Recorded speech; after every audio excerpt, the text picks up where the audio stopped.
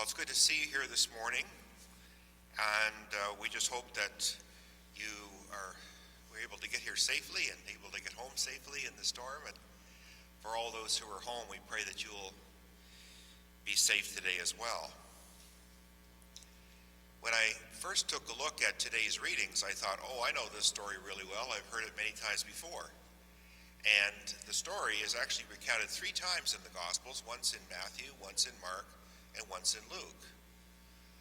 But when I actually read it in detail, I thought, wow, this one's a little bit different. So I thought about the differences here and talked about it with my wife. And I just want to share with you today just some of these differences.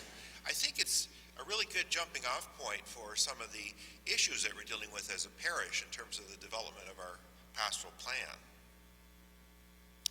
In this, the theme of all the stories that deal with this are pretty similar. Jesus goes to the synagogue early on in his ministry, and it's in his hometown, and everyone's listening to everything he has to say, of course. And he says, the words of this reading are fulfilled today in your hearing. And then the people respond to Jesus, and in one gospel or another, they get into conflict, and what he says enrages them to the point where they take him out to a hill and try to push him over it. But he manages to escape. But in the reading in Luke, there's a pretty dramatic shift in it that I just want to highlight today. It says, all spoke well of him and were amazed at the gracious words that came from his mouth. So far, so good. That seems to be pretty positive.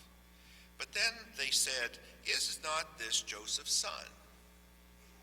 Now, that could be a very innocent comment, couldn't it? Because some people would say, that's Joseph's son, isn't it? I mean, that's the way I hear them saying it. But Jesus doesn't take it that way. According to Luke, he says, doubtless that you will quote to me this proverb, doctor, cure yourself. And you will say, do here also in your hometown the things that we have heard you did at Capernaum. And then he says, no prophet is accepted in his hometown. No prophet is accepted in his hometown. Well, that's pretty adversarial, isn't it? In a church. So why do things change so quickly? On the one hand, they like the words that are coming from his mouth. Someone says, is this not Joseph's son? And then Jesus launches into a challenge to them on the assumption that they want him to perform a miracle here, like he did at Capernaum. They want him to prove that he is who he says he is.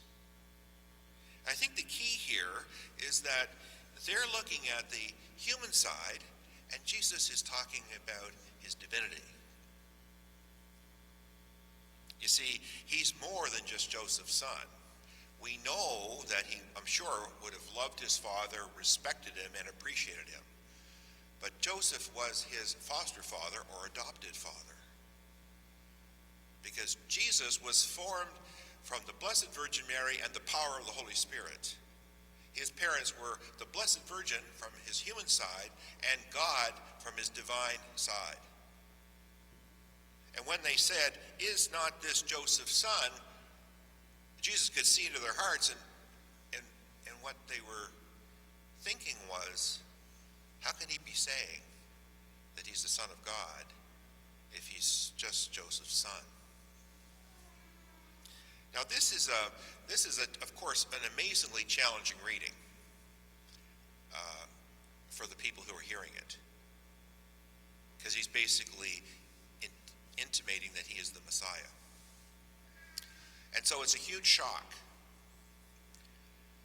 But if we look at our own day and age, we recognize that our own day and age has real difficulty with Jesus as the Son of God. And the truth is that sometimes even we are challenged with that, trying to wrap our minds around a God who is both human and divine at the same time. Because if he's divine, all of a sudden there's a whole set of things that fall into place. If he's divine, he was there at the Big Bang. He was there at creation. made us in the image and likeness of God. He knows what we're made of. He knows our DNA. He knows what it means to be human. And if he's God, then he has a call in our lives. If he's God, he created the world and all that is in it, our lives, who we are. We owe him a debt of gratitude.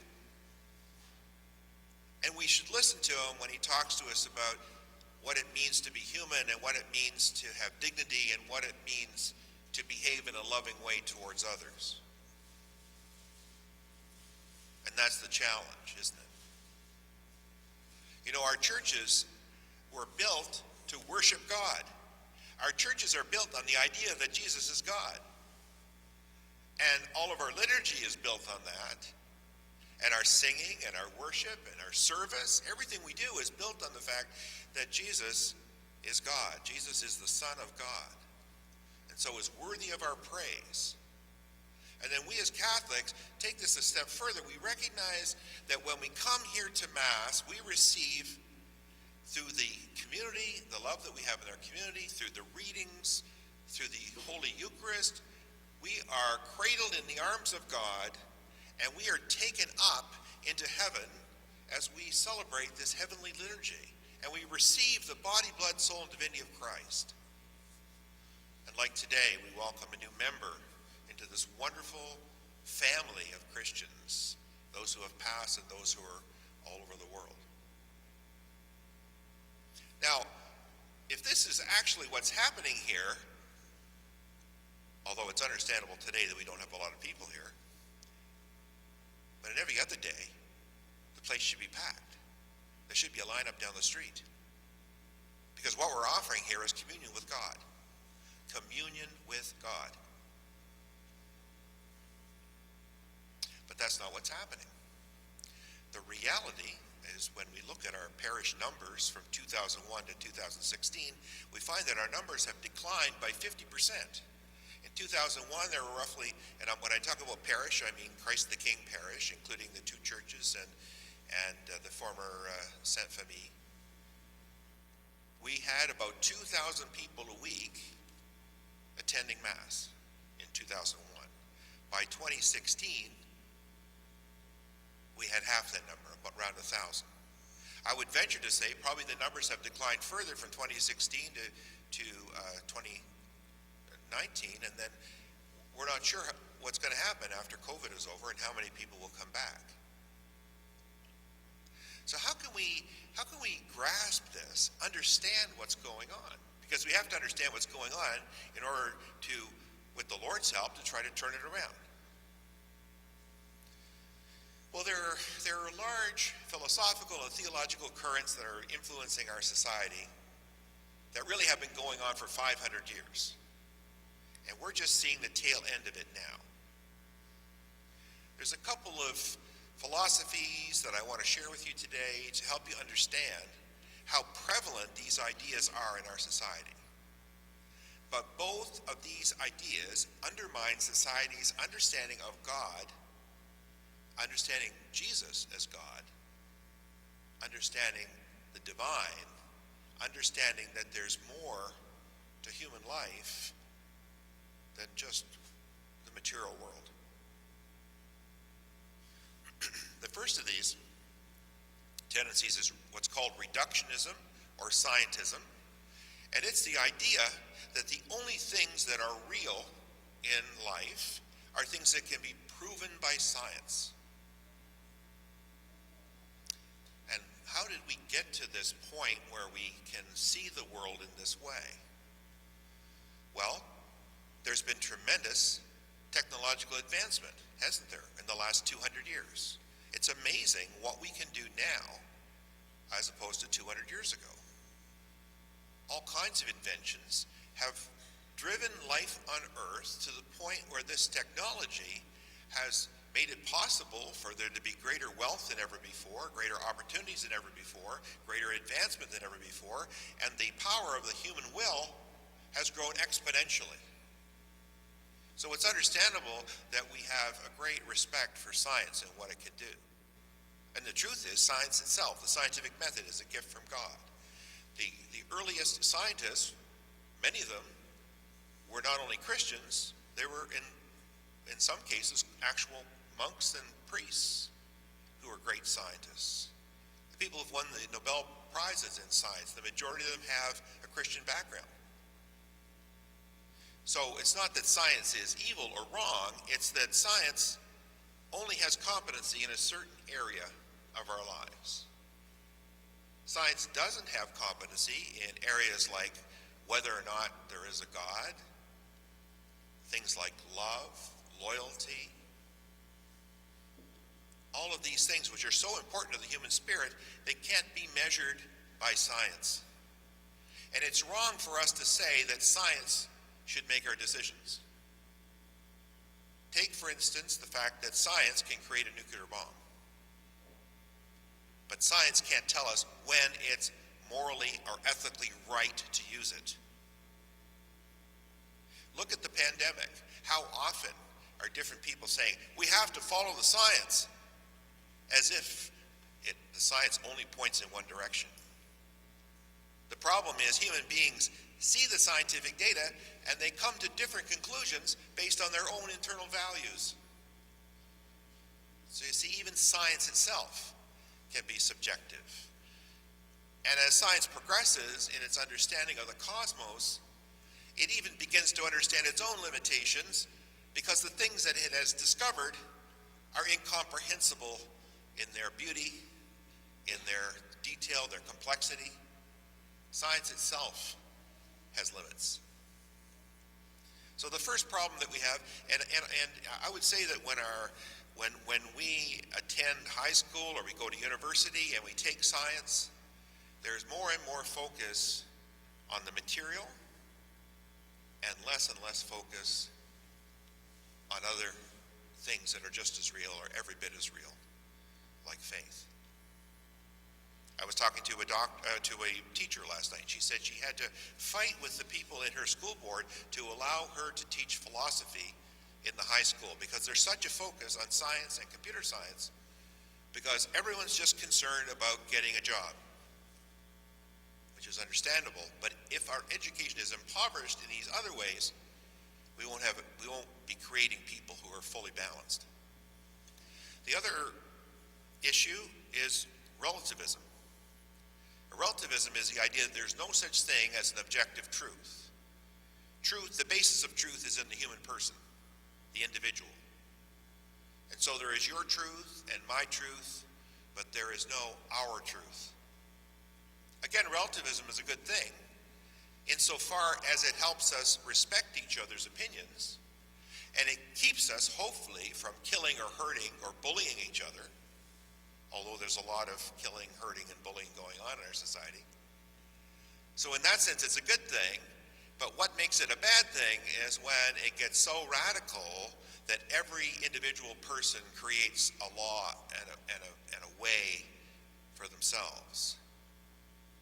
And that can lead to anarchy. And the other problem is, as Pope Benedict XVI has said, relativism can become a dictatorship in politics. Because where there is no truth, then those who are most powerful can force those who are less powerful to follow their truth. It becomes the dominant truth, and anyone who doesn't accept it is marginalized. And this is a huge problem as well. Both of these factors undermine the idea that God is real, that God is with us. The whole purpose of this church is to say that God is real and God is with us, and the numbers of people who are coming here to participate in that reality are declining. So what do we do? Well, I think the important thing is that we don't despair. The reality is that the Lord is with us. Nothing has changed in the reality of God since 2001, or since actually the year zero. Nothing has changed in terms of the Lord's love or his presence with us. All that has changed is that humanity has created a world, a system, in which it appears as though we can live our lives without God being in them. So our media, our social media, our TV, our movies, all allow us to move into an imaginary world in which God does not exist. And the problem is that we are part of this like fish in a fishbowl. We can't see out of it.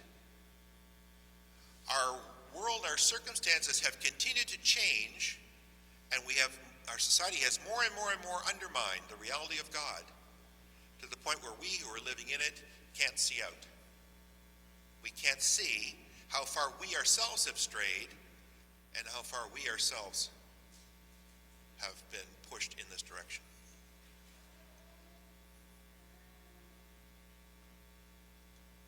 So, how do we respond? Well, we respond by taking the strengths that we have, taking the faith that we have, and building on it. We respond by allowing the Lord to come into our world and our lives and to help us build a community where we can maintain our faith and grow our faith and bring other people into the faith. The systems that we have in our parish go back hundreds of years to a time when there was Christendom, when most people believed in God. And so we didn't have to focus on trying to work at keeping our faith and bringing others into the faith. We didn't have to work at that. People would just come to the door. But things are dramatically different. We have to completely turn around the way we do things to become more focused on helping us withstand the challenges of what's happening in the outside world, of providing strong services to those in need, to ensuring that we understand our faith, to providing us with opportunities to draw together as a community and to support each other. All of these things, if we truly follow the Lord, will help us be a sign of contradiction to a world. Because the ideas and issues that I've described to you are not real. They're things that we've learned as humanity through the centuries, but the reality is they cannot be God. We cannot find our total fulfillment in these ideas. And because we try to exclude God, those ideas will eventually erode our faith and destroy our society. Because without God, there is no hope. And eventually, these ideas, putting your trust in humanity, putting your trust in human progress, will all disappoint. And our society, confused by the fact that its own untruth doesn't work, will be looking for an alternative. And if we're not here, there won't be any alternative in Dartmouth. There won't be any way to fix the society. There won't be any way to improve the society. There won't be any way to protect the dignity of human beings if we're not here. So, we'll be looking at our pastoral plan. Father's going to be talking about it next week. There'll be sessions during February where you'll have a chance to see what we're proposing and come and participate and give us ideas about how these things could be carried out in a concrete way in our parish. We need everyone to build this new parish. It's not just a few people, it's everyone. All of you who are here today and who are listening at home have gifts that will be tremendously helpful in the development of this pastoral plan. The truth is that the survival of the Catholic Church in Dartmouth and throughout the world depends on one person, and that is Jesus Christ. To the extent that we used to think that we were so powerful as a Catholic Church, we could just make plans and they would happen, those days are gone. We realize now that we're weak and vulnerable. We need each other and we need the Lord. We need to draw together in community. And in that sense, in that humility, I believe we can draw closer to the heart of Jesus Christ than ever before. And we can live this faith the way it was meant to be lived. But I think we all recognize, as the battle lines get drawn more and more clearly, the world, Canada, Nova Scotia, Dartmouth, need Jesus Christ, and they need God. And we need to be able to provide them with a viable alternative so that when they recognize that the claims of the world are false, they'll have a place to come. God bless you.